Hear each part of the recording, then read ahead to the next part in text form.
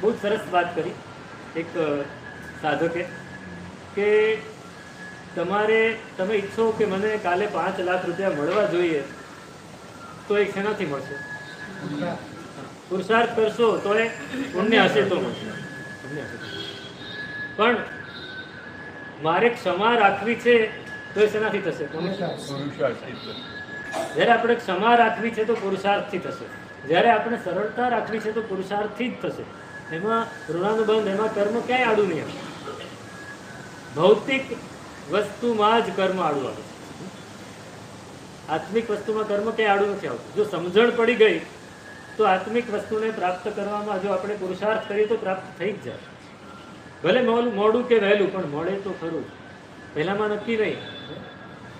ઘણી વાર એવું થાય કે એમાં પુણ્ય હોય અને એવું પુણ્ય હોય કે પુરુષાર્થ ન હોય તોય મળે. અમે એક ભાઈ જોયેલા, વડોદરા ચોમાસું હતા, અમે ત્યાં એક ભાઈ આવતા હતા. જેટલા પણ એ ભાઈ આવીને બેઠા હોય ને તો બધા ચૂપચાપ બેસી જાય.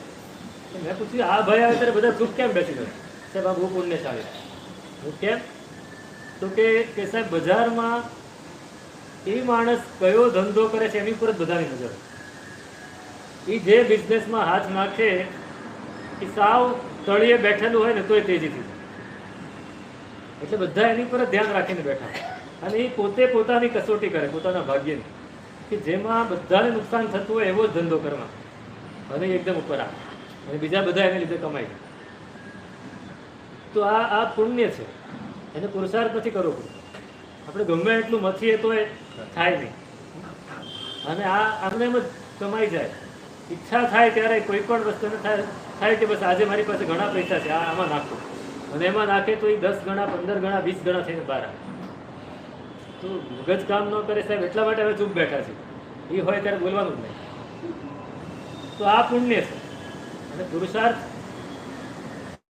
એમાં નથી થઈ શકતો. ભૌતિક વસ્તુમાં પુરુષાર્થ થઈ શકતો નથી. આપણે કરીએ પણ એનું ફળ નથી મળતું. પુણ્ય સહાય કરે તો જ ફળ. જ્યારે આત્મિક વસ્તુમાં